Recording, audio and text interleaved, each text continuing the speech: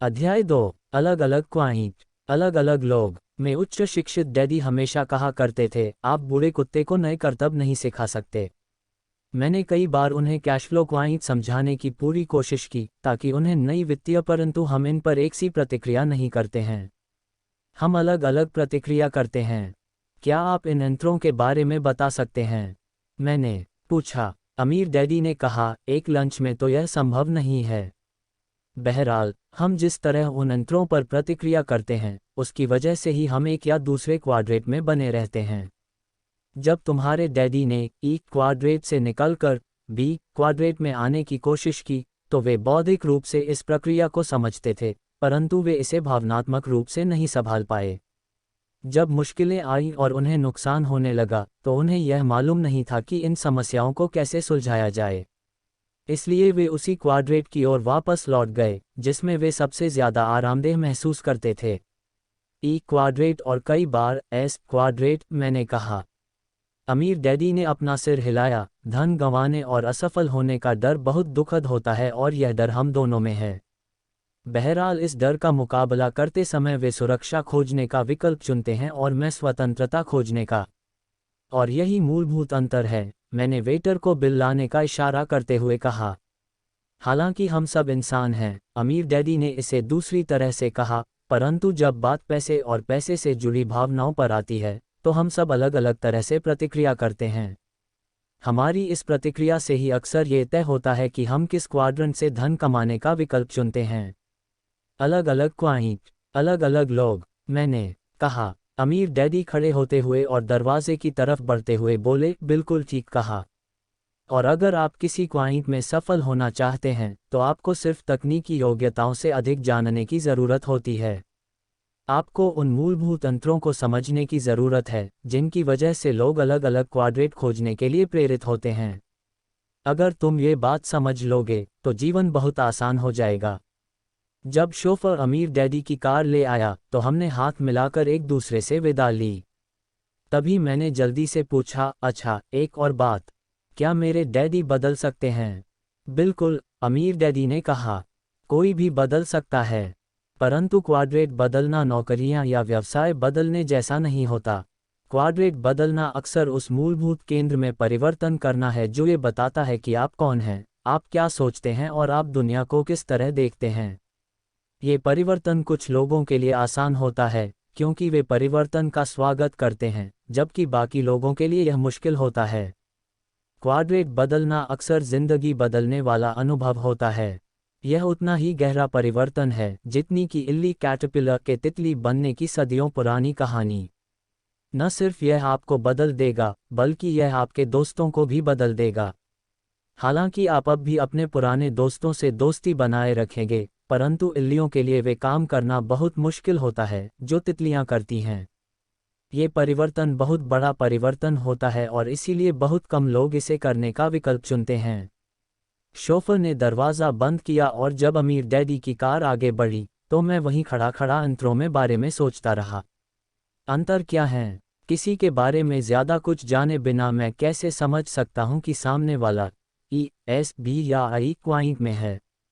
ये समझने का एक तरीका यह है कि उसके शब्दों को ध्यान से सुना जाए। मेरे अमीर डैडी की सबसे बड़ी योग्यताओं में से एक लोगों को पढ़ना भी था, परंतु वे ये भी मानते थे कि आपको किसी पुस्तक का मूल्यांकन उसके कवर से नहीं, एस क्वाड्रेट के शब्द एस या सेल्फ एम्प्लॉयड क्वाड्रेट वाला व्यक्ति कहता था, मेरी दर $35 प्रति घंटा है, या मेरे सामान्य कमीशन की दर है कीमत का 6%, या मुझे ऐसे लोग नहीं मिलते जो सही तरीके से काम करना चाहते हों। उद्धरण चिन्ह, या मुझे इस प्रोजेक्ट में 20 घंटे और लगेंगे। बी क्वाड्रेट के शब्द बी या बिजनेस मालिक के क्वाड्रेट वाला व्यक्ति इस तरह की बातें कहता था, मैं अपनी कंपनी को चलाने के लिए एक नया प्रेसिडेंट ढूंढ रहा हूं।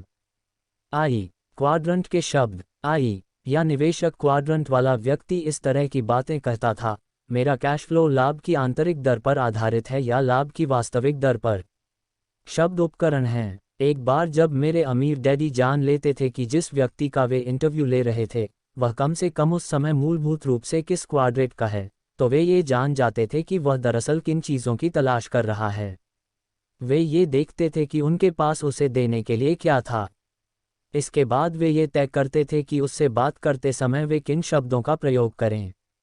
अमीर डैडी हमेशा कहा करते थे, शब्द शक्तिशाली उपकरण होते हैं। अमीर डैडी लगातार अपने पुत्र और मुझे यही याद दिलाते थे, अगर तुम लोगों के लीडर बनना चाहते हो तो तुम्हें शब्दों के प्रयोग में निपुण होना चाहिए। बी की आवश्यक योग्यताओं में से एक शब्दों के प्रयोग में निपुण होना है। इसका मतलब ये जानना है कि कौन से शब्द अलग अलग तरह के लोगों पर किस तरह काम करते हैं। उन्होंने हमें प्रशिक्षित किया कि हम सावधानी से किसी व्यक्ति के शब्दों को सुनें। इससे हमें ये पता लग जाएगा कि हमें किन शब्दों का प्रयोग करना चाहिए और कब करना चाहिए, ताकि उस व्यक्ति के साथ सबसे प्रभावी ढंग से चर्चा हो सके। अमीर डैडी समझाते थे, एक शब्द एक तरह के व्यक्ति को रोमांचित कर सकता है, जबकि वही शब्द दूसरी तरह के व्यक्ति को पूरी तरह से रोक सकता है। उदाहरण के लिए, जोखिम शब्द क्वाइट वाले व्यक्ति के लिए रोमांचक हो सकता है, जबकि यही शब्द क्वाइट के व्यक्ति के मन में डर पैदा कर सकता है। अमीर डैडी जोर देकर कहते थे कि अच्छा लीडर बनने के लिए हमें पहले अच्छा श्रोता बनना पड़ेगा। अगर आप किसी व्यक्ति के शब्द नहीं सुनेंगे तो आप उसकी आत्मा की आवाज़ नहीं सुन पाएंगे, और अगर आप उसकी आत्मा की आवाज़ को नहीं सुन पाएंगे तो आप ये कभी नहीं जान पाएंगे कि आप किससे बातें कर रहे हैं।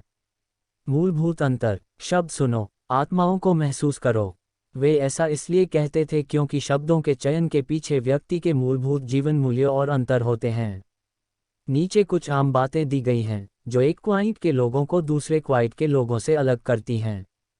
कर्मचारी, जब मैं सुरक्षा या सुविधाओं शब्द सुनता हूं तो मुझे इस बात का एहसास होने लगता है कि सामने वाला मूलभूत रूप से क्या हो सकता है। सुरक्षा एक ऐसा शब्द है जिसका प्रयोग अक्सर तभी किया जाता है जब मन में डर का भाव हो। जब कोई व्यक्ति डरा हुआ महसूस करता है तभी वह आमतौर पर सुरक्षा की आवश्यकता जैसे वाक्यांश का प्रयोग करता है। ऐसी बातें मूलतः क्वाड्रेट का व्यक्ति कहता है। जब बात पैसे या नौकरी की आती है तो बहुत से लोग डर के भाव से बुरी तरह आतंकित होते हैं जो आर्थिक असुरक्षा से उत्पन्न होता है, इसलिए उन्हें सुरक्षा की आवश्यकता होती है।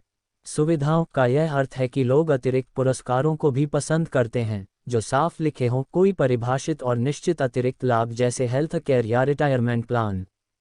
कुंजी यह है कि वे सुरक्षित महसूस करना चाहते हैं और लिखित सुरक्षा चाहते हैं। अनिश्चितता उन्हें सुखी नहीं बनाती बल्कि निश्चितता बनाती है। उनकी आंतरिक भावना कहती है, मैं आपको ये दूंगा और आप बदले में मुझे ये देने का वादा करें। वे चाहते हैं कि उनके डर किसी हद तक निश्चितता से संतुष्ट हो जाएं, इसलिए जब रोजगार की बात आतिकमाते हैं उसकी मात्रा किसी ऐसे व्यक्ति या समूह द्वारा निर्धारित या निश्चित की जाए जो उनके बराबर कड़ी मेहनत नहीं कर सकता। अगर वे कड़ी मेहनत करते हैं तो उन्हें अच्छा भुगतान करें। वे यह बात भी समझते हैं कि अगर वे ज़्यादा मेहनत नहीं करते हैं तो वे ज़्यादा भुगतान पाने के योग्य नहीं हैं। जब बात पैसे की आती है तो वे बहुत ज़्यादा स्वतंत्र मानसिकता के होते हैं। डर का भाव यानी कर्मचारी अक्सर धन न होने के डर पर प्रतिक्रिया करते हुए सुरक्षा खोजता है, जबकि एस की प्रतिक्रिया बिल्कुल अलग होती है। इस क्वाड्रेट के लोग डर के कारण सुरक्षा नहीं चाहते हैं बल्कि स्थिति का पूरा नियंत्रण अपने हाथ में लेना चाहते हैं और अपने काम को स्वतंत्रता से करना चाहते हैं। इसीलिए मैं एस समूह को खुद काम करने वाला कहता हूँ। जब डर और आर्थिक जोखिम की बात आती है तो वे बैल के सींग पकड़कर मुकाबला करना चाहते हैं। इस समूह में आपको अच्छी तरह शिक्षित प्रोफेशनल्स मिलेंगे जिन्होंने स्कूल कॉलेज में बरसों तक पढ़ाई की है, जैसे डॉक्टर, वकील और दंत चिकित्सक। एस समूह में वे लोग भी आते हैं जिन्होंने पारंपरिक शिक्षा के अतिरिक्त अन्य शैक्षणिक मार्ग चुने हैं। इस समूह में कमीशन पर काम करने वाले सेल्समैन, उदाहरण के लिए रियल एस्टेट एजेंट, और छोटे बिजनेस मालिक आते हैं, जैसे खेरची दुकानदार, सफाईकर्मी, रेस्तरां चलाने वाले, परामर्शदाता, therapists, travel agents, car mechanic, plumber, carpenter, प्रवचन देने वाले, इलेक्ट्रिशियन, हेयर स्टाइलिस्ट्स और कलाकार। इस समूह का प्रिय गीत होगा, कोई भी मुझसे बेहतर काम नहीं करता, या मैंने इसे अपने तरीके से किया। सेल्फ एम्प्लॉयड लोग प्रायः प्रबल पूर्णतावादी होते हैं। वे अक्सर किसी काम को सर्वश्रेष्ठ ढंग से करना चाहते हैं। वे अपने मन में सोचते हैं कि कोई दूसरा उस काम को उनसे ज़्यादा अच्छी तरह से नहीं कर सकता। इसीलिए वे किसी दूसरे पर भरोसा नहीं कर पाते कि वह उनके मनपसंद काम को उनके तरीके से कर सकता है, उस तरीके से जिसे वे सही तरीका मानते हैं। कई मायनों में वे सच्चे शिल्पी होते हैं जिनकी अपनी व्यक्तिगत शैली और काम करने के तरीके होते हैं, और इसीलिए हम उनकी सेवाएं लेते हैं। अगर आप किसी ब्रेन सर्जन की सेवा लेते हैं तो आप ये चाहते हैं कि उसके पास बरसों का प्रशिक्षण और अनुभव हो, परंतु सबसे महत्वपूर्ण बात यह है कि वह पूर्णतावादी हो। यही दंत चिकित्सक, हेयर स्टाइलिस्ट, मार्केटिंग परामर्शदाता, प्लम्बर, इलेक्ट्रिशियन, भविष्यवक्ता, वकील या कंपनी के प्रशिक्षक के बारे में सही है। आप सर्वश्रेष्ठ व्यक्ति की सेवाएं ही लेना चाहते हैं। इस समूह के लोगों के लिए धन सबसे महत्वपूर्ण चीज़ नहीं है। उनके लिए अपनी स्वतंत्रता, चीज़ों को अपने तरीके से करने की आज़ादी, अपने क्षेत्र में उत्कृष्टता के लिए सम्मान पाना धन कमाने से बहुत ज़्यादा महत्वपूर्ण होता है। उनसे काम करवाने का सर्वश्रेष्ठ तरीका ये होता है कि उन्हें काम सौंपते समय बता दें कि आप क्या करवाना चाहते हैं और फिर उस काम को करने के लिए उन्हें मुक्त छोड़ दें। उन्हें निगरानी की ज़रूरत नहीं है। अगर आप ज़्यादा दखलंदाजी करेंगे तो वे काम छोड़कर चले जाएंगे और आपसे साफ कह देंगे कि आप किसी दूसरे से काम करवा लें। दरअसल पैसा उनके लिए पहले स्थान पर नहीं होता, उनकी स्वतंत्रता होती है। इस समूह को अपना काम करवाने के लिए दूसरे लोगों को नौकरी पर रखने में बहुत मुश्किल होती है, क्योंकि उनके हिसाब से कोई भी उनके जितना श्रेष्ठ नहीं होता है। इसी वजह से यह समूह अक्सर कहता है, इन दिनों अच्छे सहायक मिलना मुश्किल है। को खुद क्यों करो, जब आप उसे करवाने के लिए किसी को नौकरी पर रख सकते हो और वह उसे आपसे बेहतर तरीके से कर सकता हो। हेनरी फोर्ड इसी सांचे में फिट होते हैं। ये कहानी लोकप्रिय है कि कुछ तथाकथित बुद्धिजीवी एक बार फोर्ड को अज्ञानी साबित करने के लिए आए। उन्होंने दावा किया कि फोर्ड में ज्ञान का अभाव है। इस पर फोर्ड ने उन्हें अपने ऑफिस में बुलवाया और कोई भी सवाल पूछने की चुनौती दी। इस पर वे अमेरिका के सबसे शक्तिशाली उद्योगपति के चारों तरफ बैठे और सवालों की बौछार करने लगे। फोर्ड ने उनके सारे सवाल सुने। उसके बाद फोर्ड ने अपनी मेज़ पर रखे फ़ोन घुमाए और अपने कुछ प्रतिभाशाली सहयोगियों को बुलाया। फोर्ड ने उनसे बुद्धिजीवियों के सवालों के जवाब देने को कहा, जो उन्होंने तत्काल दे दिए। अंत में फोर्ड ने उन बुद्धिजीवियों से कहा कि वे ऐसे सवालों का जवाब देने के लिए कॉलेज में शिक्षित स्मार्ट लोगों को नौकरी पर रखना बेहतर समझते हैं, ताकि उनका दिमाग अधिक महत्वपूर्ण काम करने के लिए खाली रहे, जैसे सोचने के लिए। फोर्ड ने कहा था, सोचना दुनिया का सबसे मुश्किल काम है, इसीलिए बहुत कम लोग ये काम करते हैं। लीडरशिप लोगों के सर्वश्रेष्ठ स्वरूप को सामने लाना है। मेरे अमीर डैडी के आदर्श हेनरी फोर्ड थे। वे मुझे फोर्ड और स्टैंडर्ड ऑयल के संस्थापक जॉन डी रॉकफेलर जैसे लोगों के बारे में लिखी पुस्तकें पढ़वाते थे। अमीर डैडी लगातार अपने बेटे और मुझे लीडरशिप तथा बिजनेस की तकनीकी योग्यताएं सीखने के लिए प्रोत्साहित करते थे। पीछे मुड़कर देखते समय मैं अब समझता हूं कि बहुत से लोगों में एक या दूसरी योग्यता हो सकती है, परंतु सफल भी बनने के लिए आपको दरअसल दोनों ही योग्यताओं की ज़रूरत होती है। अब मुझे यह एहसास भी होता है कि दोनों ही योग्यताएं सीखी जा सकती हैं। बिजनेस और लीडरशिप विज्ञान भी हैं और कला भी। मेरे लिए दोनों ही जीवन भर चलने वाला अध्ययन है। जब मैं बच्चा था तो मेरे अमीर डैडी ने मुझे बच्चों की एक पुस्तक दी, जिसका शीर्षक था स्टोन सूप। इसे मार्शिया ब्राउन ने 1947 में लिखा था और यह आज भी प्रमुख बुकस्टोर्स पर उपलब्ध है। उन्होंने मुझे ये पुस्तक इसलिए पढ़वाई ताकि बिजनेस लीडर के रूप में मेरा प्रशिक्षण शुरू हो सके। अमीर डैडी कहते थे, लीडरशिप लोगों के सर्वश्रेष्ठ स्वरूप को बाहर निकालने की योग्यता है। इसीलिए उन्होंने अपने बेटे और मुझे बिजनेस में सफल होने के लिए आवश्यक तकनीकी योग्यताओं का प्रशिक्षण दिया, जैसे फाइनेंशियल स्टेटमेंट पढ़ना, marketing, sales, accounting, management, production और सौदेबाजी। और उन्होंने इस बात पर जोर दिया कि हम दोनों ही लोगों के साथ काम करना और उनका नेतृत्व करना सीखें। अमीर डैडी हमेशा कहते थे, बिजनेस की तकनीकी योग्यताएं आसान हैं, मुश्किल हिस्सा लोगों के साथ काम करना है। पुरानी चीज़ों को याद रखने के लिए मैं आज भी स्टोन सूप पढ़ता हूँ, क्योंकि व्यक्तिगत रूप से मुझ में लीडर के बजाय तानाशाह होने की प्रवृत्ति है, खासकर तब जब चीज़ें मेरे हिसाब से न हो रही हों। उद्यमिता विकास, एंटरप्रेन्योरियल डेवलपमेंट। मैं अक्सर ये शब्द सुनता हूँ, मैं अपना खुद का बिजनेस शुरू करने जा रहा हूँ। बहुत से लोग यह मानते हैं कि आर्थिक सुरक्षा और सुख का रास्ता अपना खुद का काम करना है या कोई ऐसा नया प्रोडक्ट बनाना है जो किसी और ने नहीं बनाया हो। परंतु ऐसा करने के बजाय वे ये करते हैं और यहीं उलझे रह जाते हैं। अब एसआई फिर बहुत से यह करने की कोशिश करते हैं एसआई, परंतु उन कोशिश करने वालों में से बहुत कम लोग ही सचमुच ऐसा करने में सफल होते हैं। क्यों? क्योंकि हर क्वाड्रेट में सफल होने के लिए आवश्यक तकनीकी और मानवीय योग्यताएं अक्सर अलग अलग होती हैं। आपको किसी क्वाड्रेट में सच्ची सफलता पाने के लिए उसकी आवश्यक योग्यताओं और मानसिकताओं को सीखना पड़ता है। एस टाइप के बिजनेस और बी टाइप के बिजनेस में अंतर। जो लोग सच्चे बी होते हैं वे अपने बिजनेस को 1 साल या इससे भी ज़्यादा समय तक छोड़कर जा सकते हैं। हो सकता है कि जब वे लौटें तो उनका बिजनेस पहले से ज़्यादा लाभदायक और बेहतर स्थिति में हो।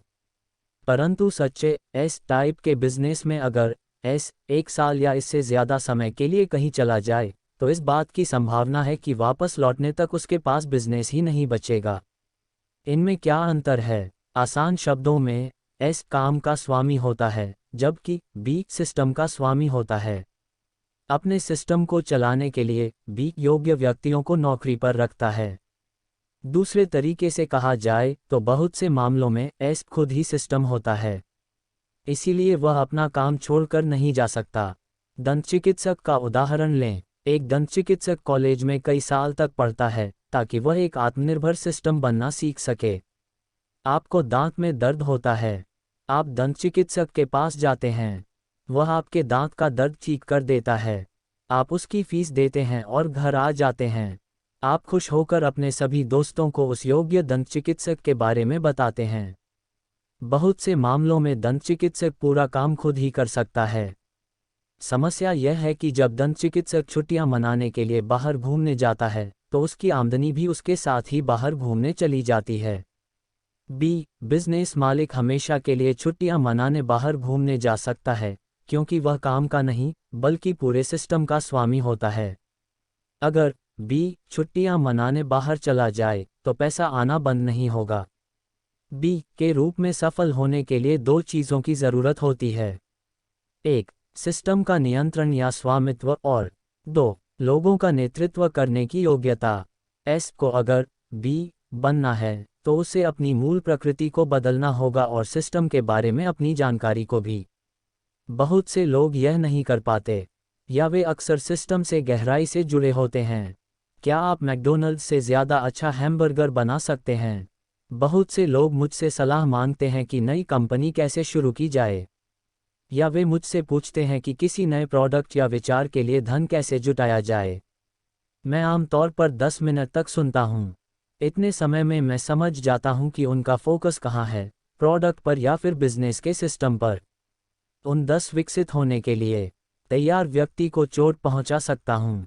हैमबर्गर और बिजनेस। चूंकि मुझे नम्र रहना है इसलिए मैं अक्सर अपनी बात को स्पष्ट करने के लिए मैकडॉनल्ड्स हैमबर्गर के उदाहरण का प्रयोग करता हूँ। उनकी बात सुनने के बाद मैं धीमे से पूछता हूँ, क्या आप मैकडॉनल्ड्स से ज़्यादा अच्छा हैमबर्गर बना सकते हैं? अब तक मैंने नए विचार या प्रोडक्ट वाले जितने लोगों से बातचीत की है उन सभी ने कहा है ही वे सब मैकडॉनल्ड्स से ज़्यादा अच्छा हैमबर्गर बना सकते हैं।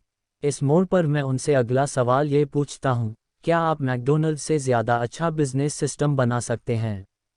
कुछ लोग तत्काल अंतर समझ लेते हैं और कुछ नहीं समझ पाते। मैं उन्हें समझाता हूं कि अंतर यह है कि आप क्वाइंट के बाएं हिस्से यानी बेहतर बर्गर बनाने के विचार पर केंद्रित हैं या फिर क्वाइंट के दाएं हिस्से यानी बिजनेस सिस्टम पर। मैं ये बताने का सर्वश्रेष्ठ प्रयास करता हूं कि बहुत से उद्यमी अत्यधिक अमीर मल्टीनेशनल कंपनियों से बेहतर प्रोडक्ट्स या सेवाएं दे रहे हैं, ठीक उसी तरह जिस तरह अरबों लोग मैकडॉनल्ड्स से बेहतर बर्गर बना सकते हैं। परंतु सिर्फ मैकडॉनल्ड्स के पास ऐसा सिस्टम है जो अरबों हैमबर्गर बेच सकता है। दूसरे हिस्से को देखें। अगर लोग दूसरे हिस्से को देखने लगते हैं तो मैं उन्हें ये सुझाव देता हूं कि वे मैकडॉनल्ड्स जाएं, एक बर्गर खरीदें और फिर बैठकर उस सिस्टम को देखें जो उस बर्गर को बेचता है। उन ट्रकों को देखें जो कच्चे बर्गर लाते हैं, उस रैंचर को जो बीफ उत्पन्न करता है, उस खरीदार को जो बीफ खरीदता है और टीवी विज्ञापनों को जिनमें रोनाल्ड मैकडोनाल्ड नजर आता है। युवा अनुभवहीन लोगों के प्रशिक्षण को देखें जो हमेशा एक से शब्द कहते हैं, हेलो मैकडोनल्ड्स में आपका स्वागत है। इसके साथ ही फ्रेंचाइजी की सजावट को देखें, क्षेत्रीय ऑफिसों को देखें, बन बनाने वाली बेकरियों को देखें और लाखों पाउंड फ्रेंच फ्राइज को देखें जिनका पूरी दुनिया में एक सा स्वाद होता है। फिर उन स्टॉक ब्रोकर्स को देखें जो वॉल स्ट्रीट पर मैकडोनल्ड्स के लिए धन जुटाते हैं। अगर वे लोग पूरी तस्वीर देखने लगें तो उनके पास क्वाड्रेट के बी या आई वाले हिस्से में आगे बढ़ने का अवसर होगा। सच तो यह है कि नए विचार असीमित हैं। अरबों लोगों के दिमाग में नई सेवाएं या प्रोडक्ट देने के विचार भरे पड़े हैं, परंतु बहुत कम लोग जानते हैं कि बहुत अच्छा बिजनेस सिस्टम कैसे बनाया जाता है। माइक्रोसॉफ्ट के बिल गेट्स ने कोई बहुत बढ़िया प्रोडक्ट ईजाद नहीं किया था। उन्होंने किसी दूसरे का बनाया हुआ प्रोडक्ट खरीदा और उसके चारों तरफ एक सशक्त वैश्विक सिस्टम बना दिया। निवेशक पैसे से पैसा कमाते हैं। उन्हें काम करने की ज़रूरत नहीं होती क्योंकि उनका पैसा उनके लिए काम करता। क्वाड्रेंट अमीरों के खेलने का मैदान है। इस बात से कोई फर्क नहीं पड़ता कि लोग अपना पैसा किस क्वाइंट से कमाते हैं। अगर वे अमीर बनना चाहते हैं तो उन्हें अंततः क्वाड्रेंट में आना ही पड़ेगा। क्वाड्रेंट में ही धन दौलत में बदलता है। कैश फ्लो क्वाइंट, ये कैश फ्लो क्वाड्रेंट है। क्वाइंट का अंतर सिर्फ यह बताता है कि आमदनी कहाँ से होती है। कर्मचारी, S self employed, B business मालिक या निवेशक के रूप में। ये अंतर नीचे सारांश में दिए गए हैं। बी आपके पास नौकरी है, आप एक सिस्टम के स्वामी हैं और लोग आपके लिए काम करते हैं। एस आप अपने काम के स्वामी हैं। धन आपके लिए काम करता है। टी और एम हम में से ज़्यादातर ने सुना है कि अमीरी और प्रचुर दौलत के रहस्य हैं। टी दूसरे लोगों का समय, अदर पीपल्स टाइम। एम दूसरे लोगों का धन, अदर पीपल्स मनी। टी और एम क्वाइंट के दाएं हिस्से में पाए जाते हैं। ज़्यादातर मामलों में क्वाइंट के बाएं हिस्से में काम करने वाले लोग दूसरे लोग होते हैं जिनके समय और धन का प्रयोग किया जाता है। एस टाइप का बिजनेस बनाने के बजाय किम और मैंने बी टाइप का बिजनेस बनाने का निर्णय लिया।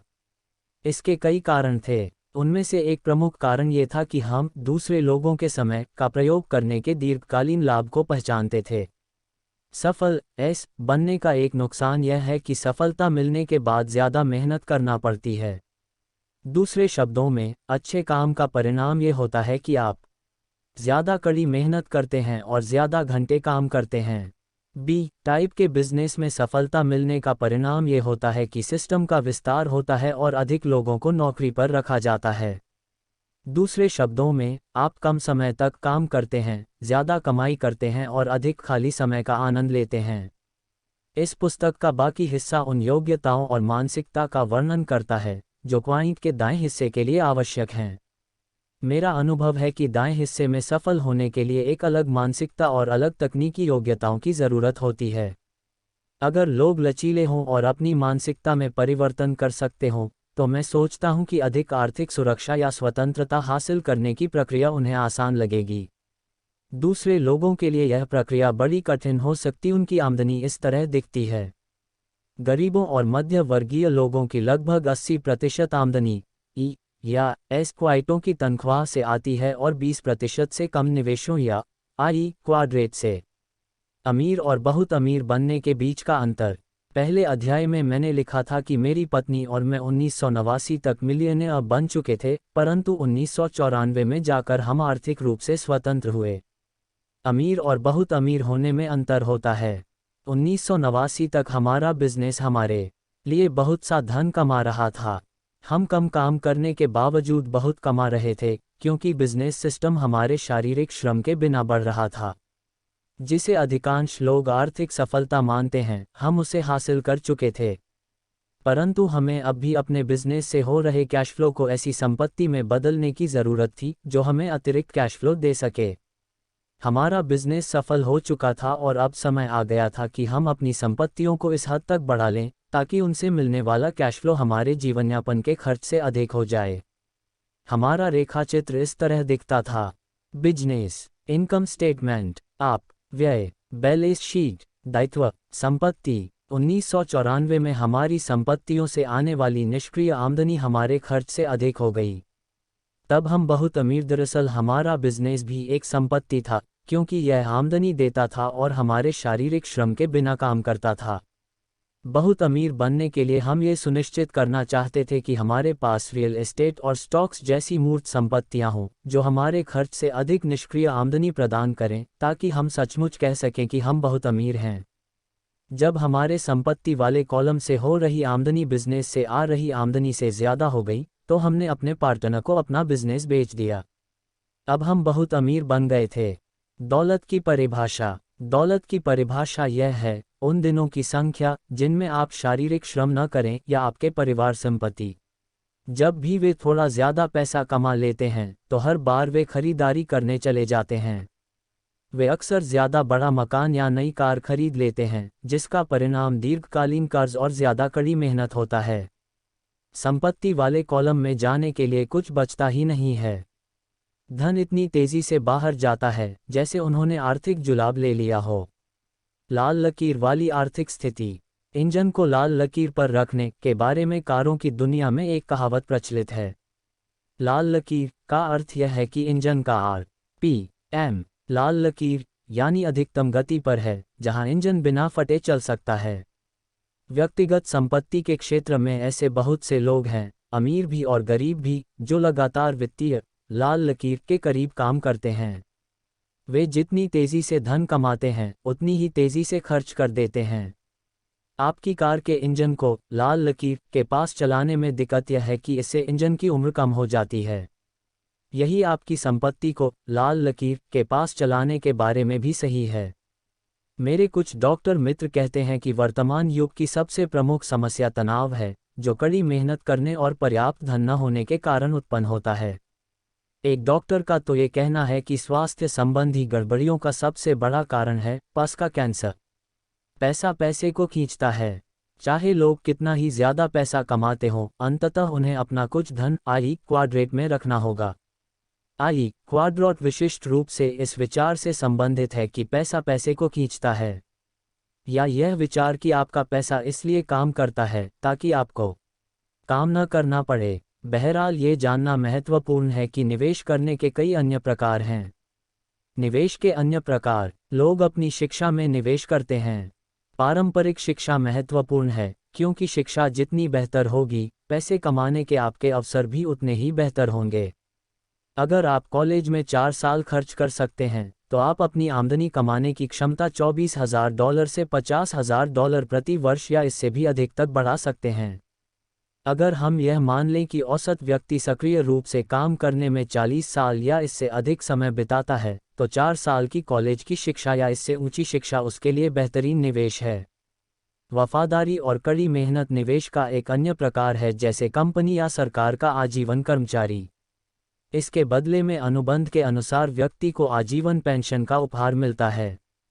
ये निवेश का ऐसा प्रकार है जो औद्योगिक युग में लोकप्रिय था, परंतु सूचना युग में आने के बाद अब ये पुराना पड़ चुका है। बहुत से लोग बड़े परिवारों में निवेश करते हैं और बदले में उनके बच्चे बुढ़ापे में उनकी देखभाल करते हैं। इस प्रकार का निवेश अतीत में आम था। बहरहाल आर्थिक सीमाओं के कारण परिवारों के लिए अपने माता पिता के जीवन और दवा के खर्चों को झेलना आजकल दिनों दिन मुश्किल होता जा रहा है। एक अन्य प्रकार का निवेश है सरकारी रिटायरमेंट योजनाएं, जैसे अमेरिका में सामाजिक सुरक्षा और मेडिकेयर। ये योजनाएं अक्सर कानूनी रूप से बाध्यकारी होती हैं और इनके लिए अक्सर तनख्वाह में से कटौती कर ली जाती है। परंतु हो सकता है कि जनसंख्या और जीवन के खर्च में हुए भारी परिवर्तन के कारण ये योजनाएं अपने कुछ वायदों को न निभा पाएं। रिटायरमेंट का एक और स्वतंत्र निवेश वाहन व्यक्तिगत रिटायरमेंट योजना है। अक्सर संघीय सरकार इस तरह की योजनाओं में शामिल होने के लिए नियोक्ता और कर्मचारी दोनों को टैक्स में छूट देती है। अमेरिका में 401 के रिटायरमेंट योजना लोकप्रिय है, जिसे ऑस्ट्रेलिया जैसे देशों में सुपरएन्युएशन प्लान कहा जाता है।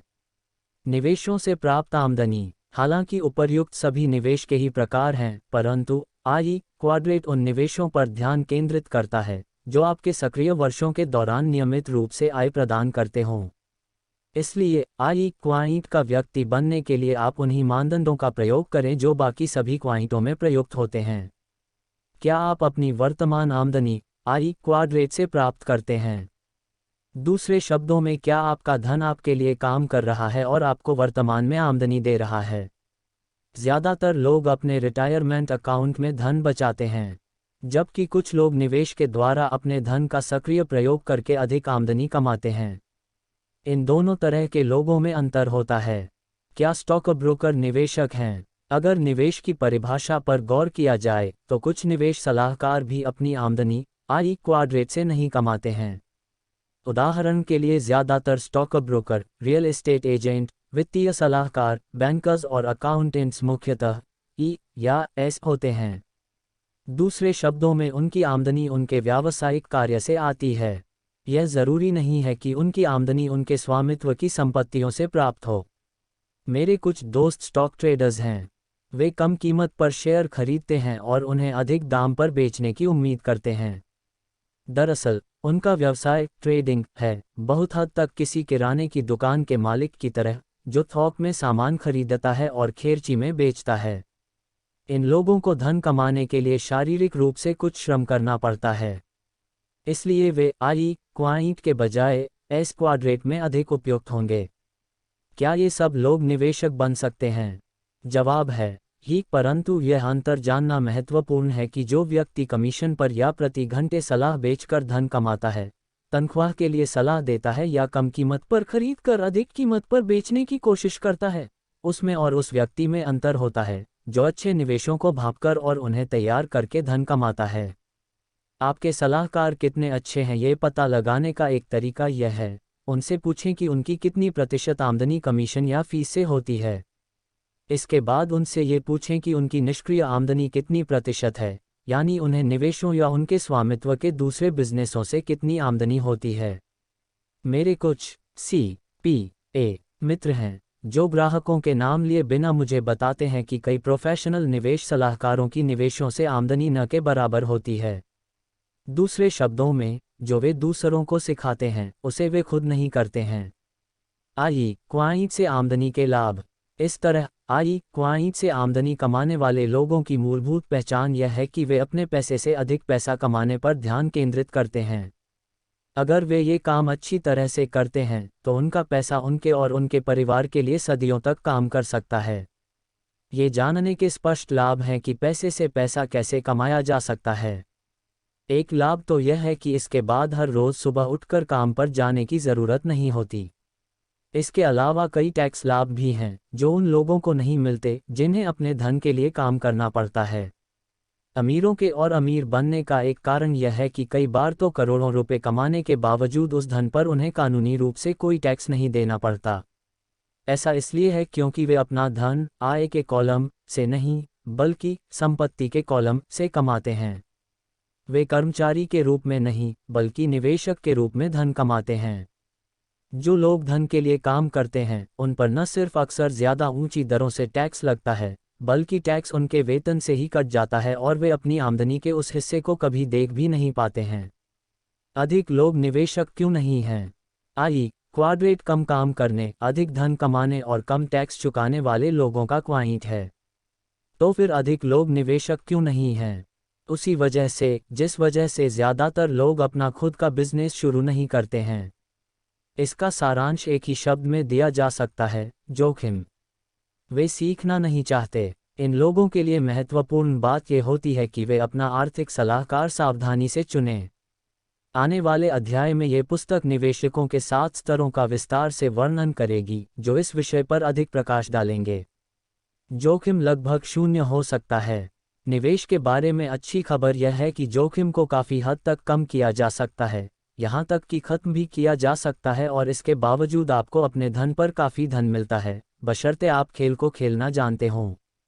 सच्चे निवेशक को ये शब्द कहते सुना जाएगा, कितनी जल्दी मुझे अपना धन वापस मिलेगा।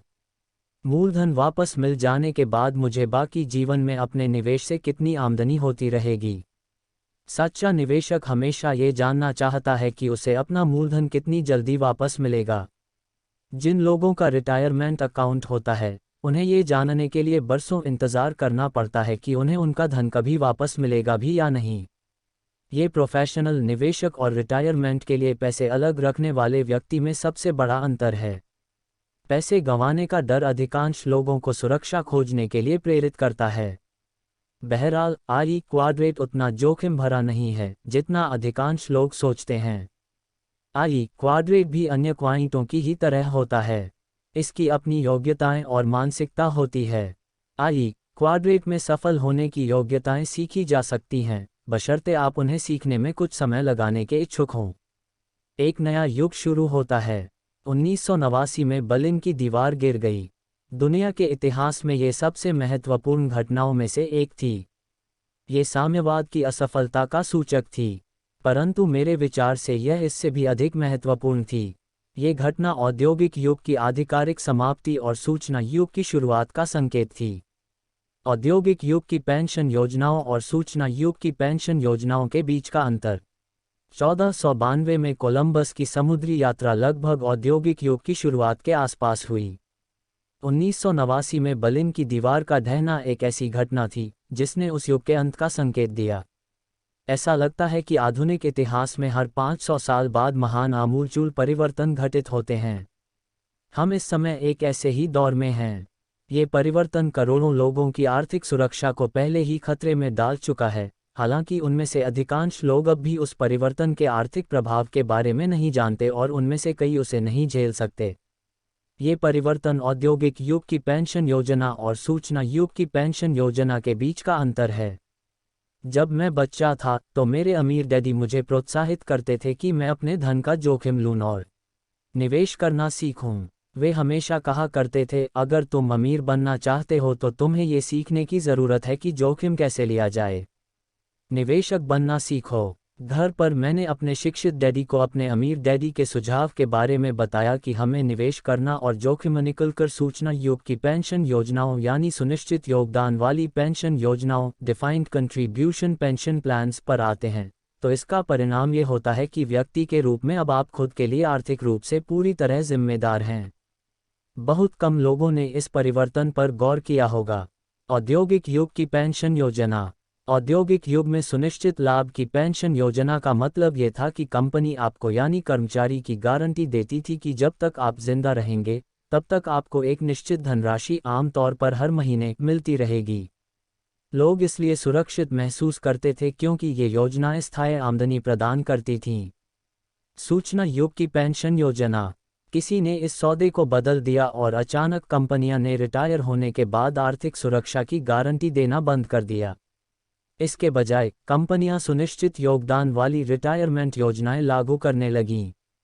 सुनिश्चित योगदान का अर्थ है कि आपको सिर्फ वही वापस मिलेगा जो आपने और आपकी कंपनी ने आपके रिटायर होने से पहले जमा किया था। दूसरे शब्दों में, आपकी पेंशन सिर्फ आपके योगदान से तय होती है। अगर आपने और आपकी कंपनी ने इसमें कोई पैसा नहीं डाला है तो आपको रिटायरमेंट के बाद कोई पैसा नहीं मिलेगा। अच्छी खबर यह है कि सूचना युग में आयु बढ़ जाएगी। बुरी खबर यह है कि आप तो जिंदा रहेंगे परंतु आपकी पेंशन मर जाएगी। जोखिम भरी पेंशन योजनाएं। और इससे भी बुरी बात यह है कि आपने और आपके नियोक्ता ने योजना में भले ही पैसा डाला हो, पर इस बात की अब कोई गारंटी नहीं है कि जब आप इसे वापस निकालने का फैसला करेंगे तब तक ये पैसा वहां बचेगा। ऐसा इसलिए है क्योंकि 401k और सुपरएन्युएशन जैसी योजनाएं बाजार की शक्तियों के अधीन होती हैं। दूसरे शब्दों में, आपके पास इस खाते में एक दिन $10 लाख हो सकते हैं, परंतु अगर स्टॉक मार्केट क्रैश हो जाता है, जैसा कि कभी कभार होता है, तो आपके $10 लाख आधे हो सकते हैं या पूरी तरह साफ भी हो सकते हैं। आजीवन आमदनी की गारंटी जा चुकी है। और जिन लोगों के पास ये योजनाएं हैं, उनमें से कितनों को यह एहसास है कि वास्तव में इसका क्या मतलब है।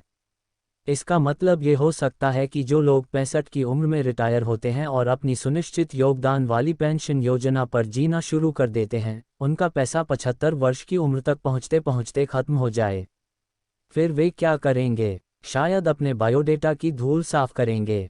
और सरकार की सुनिश्चित लाभ वाली पेंशन योजना के बारे में देखिए, अमेरिका में सामाजिक सुरक्षा के 2032 में और मेडिकेयर के 2005 में दिवालिया होने की आशंका है। और यह उस समय होगा जब बेबी बूमर्स को इसकी ज़रूरत पड़ेगी। आज भी आमदनी के रूप में सामाजिक सुरक्षा ज़्यादा नहीं देती है। उस समय क्या होगा जब 7.7 करोड़ बेबी बूमर्स उस धन को वापस मांगेंगे जो उन्होंने जमा किया था, परंतु उन्हें वह वहां नहीं मिलेगा। 1998 में राष्ट्रपति क्लिंटन के लोकप्रिय नारे सामाजिक सुरक्षा को बचाओ को काफ़ी समर्थन मिला था। बहरहाल डेमोक्रेटिक सेनेटर अर्नेस्ट होलिंग्स ने संकेत किया था, स्पष्ट रूप से सामाजिक सुरक्षा को बचाने का पहला उपाय इसे लूटना बंद करना है। दशकों से संघीय सरकार ही इस स्थिति के लिए जिम्मेदार है क्योंकि वह अपने खर्च के लिए रिटायरमेंट के धन को उधार ले रही है। कई राजनेता ये सोचते हैं कि सामाजिक सुरक्षा एक धरोहर या संपत्ति न होकर आमदनी है जिसे खर्च किया जा सकता है। बहुत सारे लोग सरकार से उम्मीद लगाए हैं। मैं पुस्तकें लिखता हूं और शैक्षणिक बोर्ड गेम कैश फ्लो जैसे प्रोडक्ट बनाता हूं क्योंकि हम औद्योगिक युग के अंत और सूचना युग की शुरुआत में खड़े हैं। नागरिक होने के नाते मुझे इस बात की चिंता है कि हम औद्योगिक युग और सूचना युग के अंतरों का सामना करने के लिए ठीक से तैयार नहीं हैं। और उनमें से एक अंतर यह है हम अपने रिटायरमेंट के वर्षों के लिए किस तरह आर्थिक तैयारी करें। स्कूल जाओ और सुरक्षित नौकरी ढूंढी का विचार 1930 से पहले पैदा हुए लोगों के लिए अच्छा था। आज सबको स्कूल जाने की ज़रूरत है ताकि वे अच्छी नौकरी पाना सीख सकें। परंतु हमें ये भी जानने की ज़रूरत है कि निवेश कैसे किया जाए। और निवेश करना एक ऐसा विषय है जो स्कूल में नहीं सिखाया जाता। औद्योगिक युग का दिया गया एक दुख यह है कि बहुत सारे लोग अपनी व्यक्तिगत समस्याओं को सुलझाने के लिए सरकार पर निर्भर हो गए हैं। अपनी व्यक्तिगत आर्थिक जिम्मेदारी सरकार पर सौंपने के कारण आज हम ज़्यादा बड़ी समस्याओं का सामना कर रहे हैं। ऐसा अनुमान है कि 2020 तक 27.5 करोड़ अमेरिकी होंगे, जिनमें से 10 करोड़ किसी न किसी तरह के सरकारी समर्थन की आशा कर रहे होंगे। इनमें संघीय कर्मचारी, रिटायर्ड सैनिक, डाक विभाग के कर्मचारी, शिक्षक और अन्य सरकारी कर्मचारी होंगे। साथ ही सामाजिक सुरक्षा और मेडिकेयर के भुगतान की आशा करने वाले रिटायर्ड लोग भी होंगे। अनुबंध के हिसाब से उनके द्वारा ऐसी आशा करना उचित है, क्योंकि किसी न किसी तरह से ज़्यादातर लोग सरकार के वायदे में निवेश कर रहे हैं। दुर्भाग्य से बहुत वर्षों तक बहुत ज़्यादा वायदे किए गए हैं और उन्हें पूरा करने का समय अब आ रहा है। मुझे नहीं लगता कि ये आर्थिक वायदे पूरे किए जा सकते हैं। अगर हमारी सरकार इन वायदों के मुताबिक भुगतान करने के लिए टैक्स को और बढ़ाएगी तो अमीर लोग भागकर उन देशों में चले जाएंगे जहां टैक्स यहां की तुलना में कम होगा। सूचना युग में ऑफशोर का अर्थ दूसरे देश का टैक्स स्वर्ग नहीं होगा। ऑफशोर का मतलब साइबर स्पेस हो सकता है। एक बड़ा परिवर्तन दहलीज पर खड़ा है। मुझे राष्ट्रपति जॉन एफ कैनेडी की चेतावनी याद आती है, एक बड़ा परिवर्तन दहलीज पर खड़ा है। तो वह परिवर्तन अब हमारे ठीक सामने खड़ा है। निवेशक बने बिना निवेश कटना। सुनिश्चित लाभ वाली पेंशन योजनाओं से सुनिश्चितया ऐसे छोटे बिजनेस शुरू करते हैं जिन्हें वे आसानी से नियंत्रित कर सकते हैं। सुनिश्चित योगदान वाली रिटायरमेंट योजनाओं की वजह से वे आज आई क्वाड्रेंट की ओर बढ़ रहे हैं, जहां उन्हें रिटायर होने के बाद सुरक्षा मिलने की आशा है। दुर्भाग्य से आई क्वाड्रेंट में सुरक्षा होती ही नहीं है, ये तो जोखिम का क्वाइंट है। चूंकि कैशफ्लो क्वाइंट के बाएं हिस्से में बहुत से लोग सुरक्षा की तलाश करते हुए आते हैं, इसलिए स्टॉक मार्केट प्रतिक्रिया करते हुए उनकी मदद करता है। इसीलिए आप नीचे लिखे शब्द इतनी ज़्यादा बार सुनते हैं। 1. डाइवर्सिफिकेशन। जो लोग सुरक्षा चाहते हैं वे डाइवर्सिफिकेशन शब्द का बहुत ज़्यादा प्रयोग करते हैं। क्यों? क्योंकि डाइवर्सिफिकेशन की रणनीति न हारने वाली रणनीति है। ये जीतने की निवेश रणनीति नहीं है। सफल या अमीर निवेशक डाइवर्सिफाई नहीं करते, यानी अलग अलग क्षेत्रों की कंपनियों के शेयर नहीं खरीदते हैं। वे अपने प्रयासों को केंद्रित करते हैं। वॉरेन बफे, जो शायद दुनिया के सबसे बड़े निवेशक हैं, डाइवर्सिफिकेशन के बारे में कहते हैं, जो रणनीति हम अपनाते हैं उसमें हम स्तरीय डाइवर्सिफिकेशन सिद्धांत का पालन नहीं करते हैं। इसलिए बहुत से विद्वान कहते हैं कि पारंपरिक निवेशकों के बजाय हमारी रणनीति अधिक जोखिम भरी है, परंतु हम उनसे सहमत नहीं हैं। हमारा मानना है कि पोर्टफोलियो अत्यंत सीमित होने से जोखिम कम होता है, बशर्ते शेयर खरीदने से पहले निवेशक उस कंपनी के बारे में प्रबलता से सोचता हो और उसके आर्थिक लक्षणों के प्रति आरामदेह महसूस करता हो। दूसरे शब्दों में, वारेन बफे कह रहे हैं कि पोर्टफोलियो पर केंद्रित होना, पोर्टफोलियो कॉन्सेंट्रेशन या चुनिंदा निवेशों पर केंद्रित रहना डाइवर्सिफिकेशन से बेहतर रणनीति है। उनके हिसाब से डाइवर्सिफिकेशन के बजाय केंद्रित होने में ज़्यादा स्मार्टनेस की ज़रूरत पड़ती है। इसके लिए आपके विचारों और कार्यों में अधिक गहनता की ज़रूरत पड़ती है। उन्होंने आगे लिखा है कि औसत निवेशक अस्थिरता से बचते हैं क्योंकि वे अस्थिरता को जोखिम भरा मानते हैं। इसके बजाय वारेन बफे कहते हैं, दरअसल सच्चा निवेशक अस्थिरता का स्वागत करता है। आर्थिक दलदल से बाहर निकलने और आर्थिक स्वतंत्रता पाने के लिए मेरी पत्नी और मैंने डाइवर्सिफिकेशन नहीं किया। हमने अपने निवेश केंद्रित किए। 2. Blue chip stocks. सुरक्षित मानसिकता वाले निवेशक आमतौर पर ब्लू चिप कंपनी के शेयर खरीदते हैं क्योंकि वे उन्हें ज़्यादा सुरक्षित मानते हैं। वे ये भूल जाते हैं कि कंपनी अधिक सुरक्षित हो सकती है, परंतु शेयर बाजार सुरक्षित नहीं होता है। 3. Mutual funds. जो लोग निवेश के बारे में बहुत कम जानकारी रखते हैं, वे किसी फंड मैनेजर को अपना पैसा सौंपकर अधिक सुरक्षित महसूस करते हैं, जिसके बारे में उन्हें आशा होती है कि वह उनसे ज़्यादा अच्छा काम करेगा। जो लोग प्रोफेशनल निवेशक बनना ही नहीं चाहते हैं, उनके लिए यह एक स्मार्ट रणनीति है। समस्या यह है कि रणनीति तो स्मार्ट है, परंतु इसका यह अर्थ नहीं है कि म्यूचुअल फंड्स में जोखिम कम होता है। सच तो यह है कि अगर स्टॉक मार्केट गिरता है तो हम म्यूचुअल फंड मेल्टडाउन देख सकते हैं, जो उतनी ही भीषण विपत्ति होती है जितनी 1610 में हुई ट्यूलिपोमेनिया की दुर्घटना, 1620 में साउथ सी बबल का मेल्टडाउन और 1990 में जग बॉन्ड का बम विस्फोट। आज बाजार ऐसे करोड़ों लोगों से भरा पड़ा है जिनकी मूलभूत मानसिकता सुरक्षा की है, परंतु बदलती हुई अर्थव्यवस्था उन्हें कैश फ्लो क्वाइंट के बाएं सिरे से दाएं सिरे में आने के लिए मजबूर कर रही है, जहां इस तरह की सुरक्षा का दरअसल कोई अस्तित्व ही नहीं है। बहुत से लोग सोचते हैं कि उनकी पेंशन योजनाएं सुरक्षित हैं, जबकि दरअसल वे सुरक्षित नहीं हैं। इसलिए ये चिंता बी और आई दोनों ही क्वाइंटों में शिक्षित बने रहने के लिए मेहनत करता हूं और चाहे जो हो उसके लिए तैयार रहता हूं। जो व्यक्ति तैयार होता है वह समृद्ध होगा, भले ही अर्थव्यवस्था किसी भी दिशा में जाए और कभी भी जाए। अगर इतिहास सही सूचक है तो जो व्यक्ति 75 साल की उम्र तक जी चुका है, उसे एक मंदी और 2 बड़े रिसेशन से गुजरना पड़ता है। मेरे माता पिता ने मंदी झेली थी, परंतु बेबी बूमर्स ने नहीं झेली है। अब तक और पिछली मंदी को आए 60 साल से ज़्यादा समय हो चुका है। आज हम सबको सिर्फ नौकरी की सुरक्षा के बारे में ही चिंतित होने की ज़रूरत नहीं है। हमें इसके अलावा कई अन्य चीज़ों के बारे में चिंतित होने की ज़रूरत है।